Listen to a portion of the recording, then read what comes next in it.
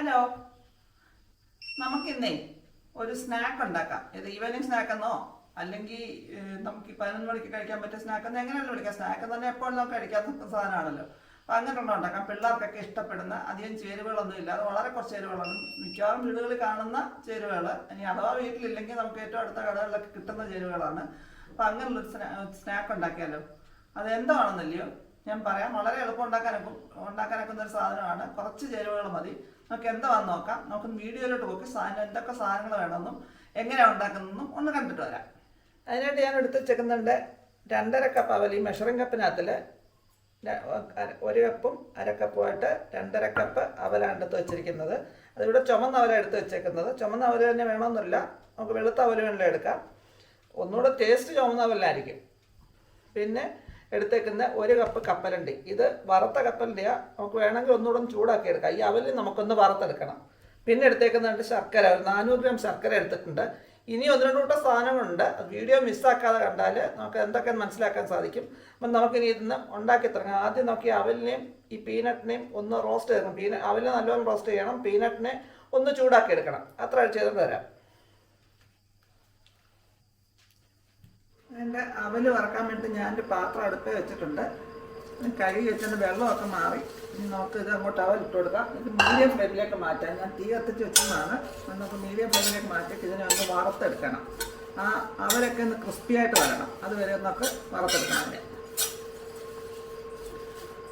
Medium ഫ്ലെയിമിലിട്ടാണ് ചെയ്യേണ്ടത്. High ഫ്ലെയിമിലിട്ടാൽ പെട്ടെന്ന് കരിഞ്ഞു പോകും. അത് അടിവശം കട്ടിയുള്ള പാത്രമാണെങ്കിൽ ഏറ്റവും നല്ലത്. എന്നിട്ട് നമ്മുടെ ഈ അവലൊക്കെ ഒന്ന് നല്ലപോലെ മൂത്ത് ഒന്ന് ക്രിസ്പി ചെയ്തിട്ടുണ്ട്. ഇതിങ്ങനെ പൊടിഞ്ഞ് വരുന്ന പരുവമായിട്ടുണ്ട്. ഇനി നമുക്ക് ഇതിൻ്റെ തീ അങ്ങ് അടച്ചു കൊടുത്തേച്ച് ഇതിനെ നമുക്ക് തണുക്കാൻ വെക്കണം. ഈ പാത്രത്തിൽ അങ്ങ് മാറ്റണം, അല്ലെങ്കിൽ അതിനകത്തിരുന്ന് കൂടുതൽ മൂത്ത് പോകും. നമുക്ക് അതിനെ മാറ്റിയിട്ട് നമുക്ക് അതിനകത്തൊക്കെ നമ്മൾ എടുത്ത് വെച്ചിരുന്ന കപ്പലുണ്ട്. എന്നിട്ട് അത് ഒന്ന് ചൂടാക്കിയെടുക്കും. വറുത്ത കപ്പലിൻ്റെ ഒന്ന് ചൂടാക്കുന്നേ ഉള്ളൂ. ചെറുതായിട്ടൊന്ന് ചൂടാക്കിയെടുക്കണം. ഇത് രണ്ടും തണുത്ത് വന്ന ശേഷം നമുക്ക് പൊടിച്ചെടുക്കണം. അതിന് വേണ്ടിയിട്ടാണ്. കടയിൽ നിന്നൊക്കെ വറുത്ത് വാങ്ങിച്ചില്ലേ, നമ്മൾ ഓരോരുത്തരും ഒത്തിരി വറുക്കത്തില്ല. ജസ്റ്റ് ഒന്ന് വറുത്ത് എടുത്തേ ഉള്ളൂ. ഒന്നുകൂടെ ഒന്ന് ചൂടാകാൻ വേണ്ടി ഞാൻ ഇട്ടേക്കുന്നത്. അതുകൊണ്ട് നമ്മുടെ കപ്പലിൻ്റെയൊക്കെ ഒന്ന് ചൂടായിട്ട് വറുത്ത കപ്പലിൻ്റെ വറക്കാത്ത പച്ചക്കപ്പലിനാണെങ്കിൽ ഒന്നുകൂടെ ചെറുതായിട്ടൊന്ന് മൂക്കണം. ഒരുപാട് മൂത്ത് പോലെ ചെറുതായിട്ട്. ഇനി നമുക്ക് ഇതിനെ തീയെന്ന് അടച്ചേച്ച് ഇതും വേറൊരു പാത്രത്തിലേക്ക് മാറ്റി കൊടുക്കാം. ഇതിനകത്തൊക്കെ ഇരുന്നാലേ അതിൻ്റെ നിറം വീണ്ടും മാറും. അത് ആറുമ്പോഴത്തേക്ക് നമ്മൾ ഇച്ചിരി ശർക്കര ഉരുക്കിയെടുക്കാൻ വെച്ചാൽ പൊടിയാണ്. എന്നാലും നമ്മൾ അതിനെ ഒന്ന് ഉരുക്കിയെടുക്കുക. ഒന്ന് തിളച്ചാൽ മതി. തിളച്ചൊന്ന് ഉരുകി വന്നാൽ മതി. ഇതൊന്ന് അരിച്ചെടുക്കണം. നല്ല അഴുക്ക് വരും. പൊടിക്കാത്ത വലിയ അഴുക്ക് കാണത്തില്ല. എന്നാൽ നമുക്കൊന്ന് അരിച്ചെടുക്കാം. പിന്നെ അതിന് തിളപ്പിച്ചെടുക്കാം. അതുകൊണ്ട് നമ്മുടെ ശർക്കര തിളച്ചിട്ടുണ്ട്. ഇത്രയും തിളച്ചാൽ മതി. വേറെ അങ്ങ് കട്ടിയാകുമെന്ന് വേണ്ട, കുറുക്കൊന്നും വേണ്ട. നമുക്കിനി ഇത് മതി. നമുക്ക് തീയങ്ങ് അടച്ചു കൊടുക്കാം. ഇനി നമുക്ക് അവലിനെയും കപ്പലണ്ടിയും പൊടിച്ചുകൊണ്ട് വരണം. അതുകൊണ്ട് ഞാൻ അവൽ 2 മിക്സിയുടെ ജാറിനകത്തേക്ക് ഇട്ട് വെച്ചിട്ടുണ്ട്. നമുക്കിതിനെ ഒന്ന് പൊടിച്ചെടുത്തുകൊണ്ട് വരാം.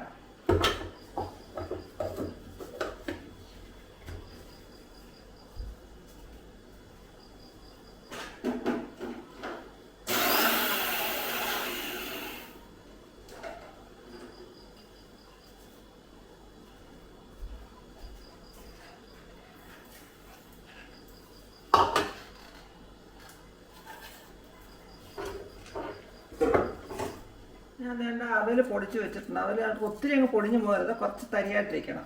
അതുപോലെ തന്നെ നമ്മൾ കപ്പലിൻ്റെ തീരെ അതുപോലെ തന്നെ ഒരുപാട് അങ്ങ് പൊടിഞ്ഞു പോകാതെ ഒന്ന് കടിക്കാൻ ഇടയ്ക്ക് കിട്ടുന്ന പരുവത്തിന് ഒന്ന് പൊടിച്ച് വെച്ചിട്ടുണ്ട്. അപ്പോൾ ഞാൻ തന്നെ ഒരു 2 കപ്പ് തേങ്ങ 2.5 കപ്പ് വെള്ളത്തിൽ മിക്സിക്കകത്ത് അടിച്ച് പിഴിഞ്ഞെടുത്ത തേങ്ങാപ്പാലാണ്. അതിനകത്തേക്ക് നമ്മൾ ആ പൊടിച്ച് വെച്ച അവലും കൂടെ ചേർത്ത് കൊടുക്കാം. ചെറിയ ചൂടിൽ ലോ ഫ്ലെയിമിലിട്ടാണ് ചെയ്യാനായിട്ട്. ഇത്രയും ചെയ്യുമ്പോൾ എന്നിട്ട് നമുക്കിതിനെ ഒന്ന് കുറുക്കിയെടുക്കണം. അത് അവൽ ഇങ്ങനെ ഇരിക്കുന്നതുകൊണ്ട് ഇച്ചിരി കുറച്ച് പൊടിഞ്ഞതും പൊടിയാത്തൊക്കെ ഇട്ടിരിക്കുന്നതുകൊണ്ട് അവലായതുകൊണ്ടും എളുപ്പം അങ്ങ് കുറുകും. ഇത് നമ്മൾ ചെയ്യുമ്പോൾ ലോ ഫ്ലെയിമിലിട്ടേ ചെയ്യാവുള്ളൂ. ഇതൊക്കെ കുറുകി വരണം. ഇത് അല്ലെങ്കിൽ എളുപ്പം നല്ല ഫ്ലെയിമിലിട്ട് കഴിഞ്ഞാൽ പെട്ടെന്ന് അങ്ങ് കുറുകും.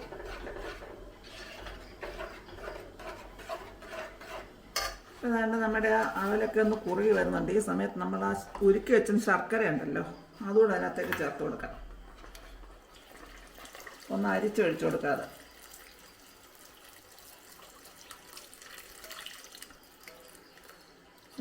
വലിയതായിട്ട് പൊടിയൊന്നും ഇല്ലായിരുന്നു. ഇനി ഈ ശർക്കര കിട്ടപ്പോൾ ഒരു മീഡിയം ഫ്ലെയിമിൽ വെച്ച് നല്ലപോലെ തിളപ്പിച്ചെടുക്കാം അതിനെ.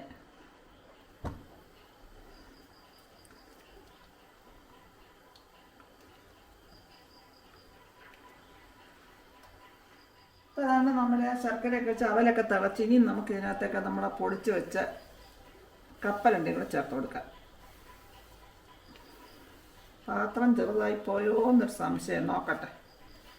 എന്തായാലും ഞാനിത് മാറുന്നൊന്നുമില്ല, ഇതിനകത്ത് തന്നെ ശരിയാക്കി എടുക്കാം.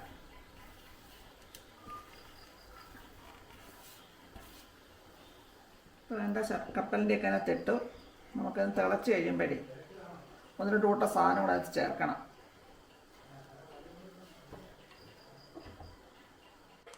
ഇത് നല്ലപോലെ തിളച്ച് ഒന്ന് കുറുകി തുടങ്ങുന്നുണ്ട്. ആ സമയത്തൊക്കെ അതിനകത്തൊക്കെ 1 സ്പൂൺ നെയ്യ് ഒഴിച്ചു കൊടുക്കാം. ഒരുപാട് നെയ്യൊന്നും വേണ്ട, 2-3 സ്പൂൺ നെയ്യ് മതി. ഇപ്പം നമുക്ക് 1 സ്പൂൺ ഒഴിച്ചിട്ടുണ്ട്. ഇനി ഒന്നുകൂടെ ഒന്ന് കുറുകി വരുമ്പം ബാക്കി നമുക്ക് ഒഴിച്ചു കൊടുക്കാം.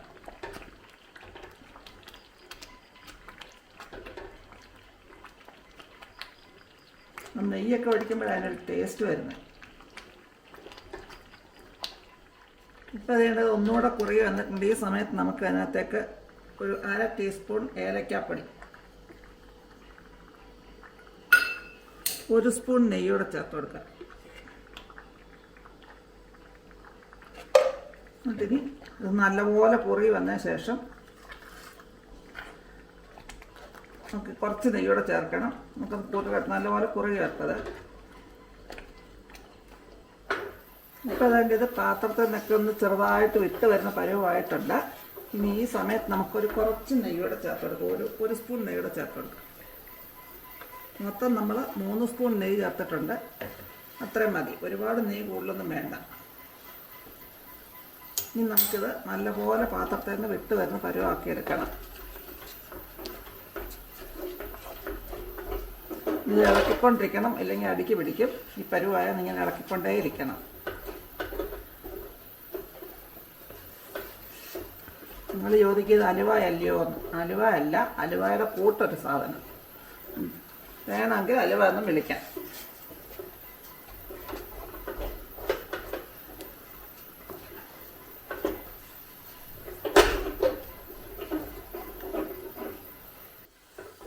ഏതാണ്ട് ഇത് എല്ലാം കുറുകി തണ്ട പാത്രത്തിൽ നിന്ന് ഇറങ്ങി വരുന്ന പരുവമായിട്ടുണ്ട്. ഇനി നമുക്കിതിൻ്റെ തീ അങ്ങ് അണച്ചു കൊടുക്കണം.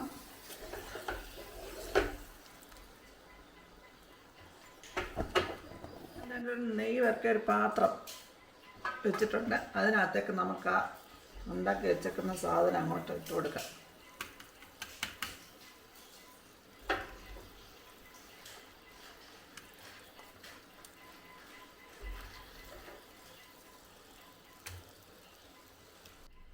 നമ്മളിത് പാത്രത്തിലേക്കാക്കി ഇട്ടിട്ട് നമുക്ക് അതിൻ്റെ മേൽവശമൊക്കെ ഒന്ന് ഇങ്ങനെ ഒരു സ്പൂൺ കൊണ്ട് ഒന്ന് നിരപ്പാക്കി എടുക്കാം.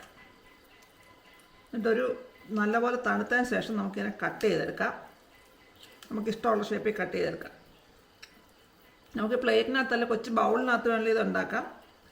ചെറിയ ബൗളിനകത്തിൽ കപ്പിനകത്തൊക്കെ വെച്ചെല്ലാം ഉണ്ടാക്കാം ഇത്. അപ്പോൾ ആ ഷേപ്പിൽ കിട്ടും അതിന്.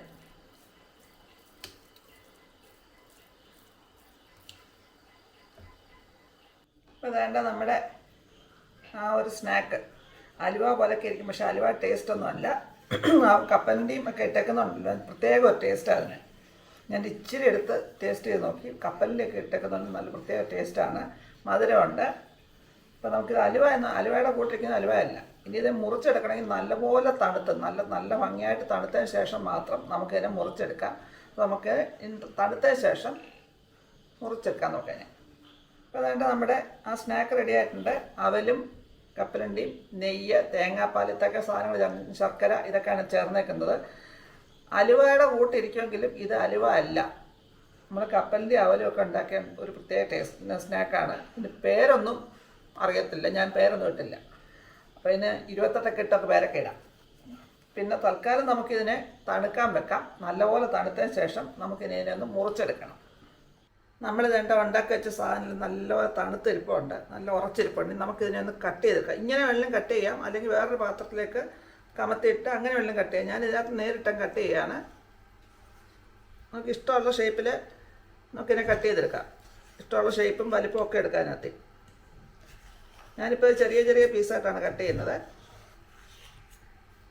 ഇപ്പം ഞാനെല്ലാം കട്ട് ചെയ്ത് വെച്ചിട്ടുണ്ട് ചെറിയ പീസായിട്ട്. ഇനി നമുക്കിതിനെ സൈഡിൽ നിന്നൊന്ന് ഇതൊക്കെ വിടുവിച്ചെടുക്കാം. എന്നിട്ടൊരു പാത്രത്തിലോട്ട് നമുക്കതിനെ കമത്താം.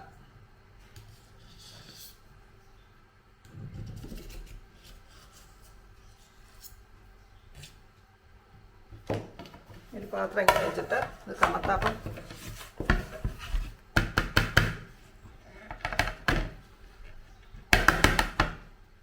അതുകൊണ്ട് എല്ലാം കമത്തി ഞാൻ റെഡിയാക്കി ഇട്ടിട്ടുണ്ട്. പിന്നെ ഇതുണ്ട്, ഇതെടുക്കുമ്പോൾ തന്നെ ഇങ്ങനെ നല്ല നല്ല സോഫ്റ്റാണ് ഈ പീസ്.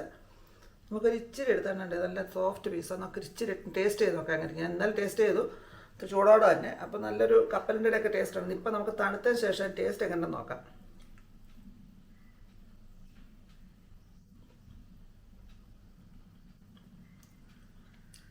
നല്ല ടേസ്റ്റാണ്, നല്ല നല്ല സോഫ്റ്റാണ്.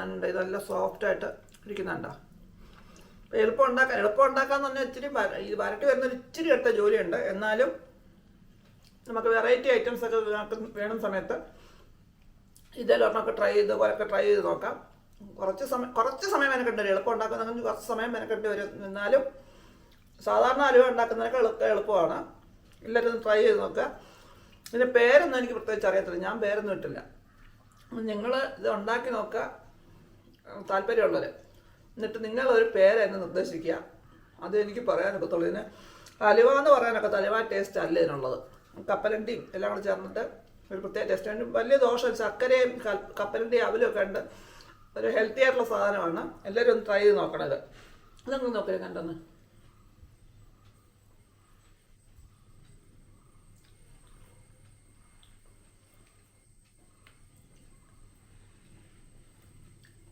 ഉണ്ട്,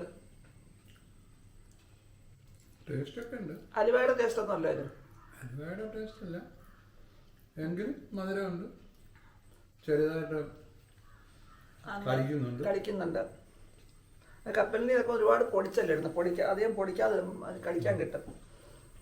പിന്നെ നമ്മളിപ്പോൾ ഇതിനകത്ത് അലുവയ്ക്കകത്ത് ചേർക്കുന്ന സാധനങ്ങളൊന്നും അല്ല. നെയ്യ് മാത്രമാണ് അലുവയ്ക്കകത്ത് ചേർക്കുന്നത്. ബാക്കിയൊന്നും അല്ല. അണ്ടിപ്പരിപ്പ്, മുന്തിരി അങ്ങനെയുള്ള സാധനമൊന്നും ചേർക്കുന്നില്ല. കപ്പലണ്ടിയും അവലുമാണ് ഇത് ചേരുവ. ശർക്കരയാണ്. ശർക്കരക്കകത്ത് കിടന്ന് വരണ്ട് വരുന്നതാണ് ഇച്ചിരി സമയത്ത് പണി വരുന്നതിനകത്ത്. മറ്റേ അലുവയൊക്കെ ഉണ്ടാക്കാൻ അത്രയും പ്രയാസമില്ല. കുറച്ച് സമയം എന്തായാലും വരണ്ട് വരണം. അപ്പം അങ്ങനെ ഉണ്ടാക്കിയിട്ട് സാധനം എല്ലാവരും ട്രൈ ചെയ്ത് നോക്കുക. എന്നിട്ട് നിങ്ങൾ ട്രൈ ചെയ്തതിന് ശേഷം പറ്റുന്നൊരു പേരിടുക. എന്നിട്ട് നിങ്ങളുടെ അഭിപ്രായങ്ങളും നിർദ്ദേശങ്ങളും കമൻറ്റ് ബോക്സിൽ ഇട്ടേക്കുക. നിങ്ങൾ പലരും വീഡിയോസ് കണ്ടിട്ട് എന്നോട് നേരിട്ട് പറയാൻ നല്ല സാധനമായിരുന്നു, അല്ലെങ്കിൽ അതിങ്ങനെയായിരുന്നു, കുറ്റവും കുറവും നല്ലതും എല്ലാം പറയാറുണ്ട്.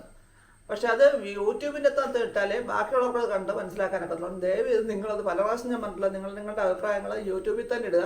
അപ്പോൾ എന്തെങ്കിലും കാര്യങ്ങളുണ്ടെങ്കിൽ എനിക്ക് മാത്രമല്ല, ഇത് കാണുന്നവർക്കും അതിനകത്ത് എന്തെങ്കിലും നിർദ്ദേശങ്ങൾ മനസ്സിലാക്കാൻ വെക്കും. അപ്പം നമുക്കിനി ഇതുപോലെ പുതിയ പുതിയ വീഡിയോസായിട്ട് വീണ്ടും കാണാം. അതുവരേക്കും ബൈ ബൈ.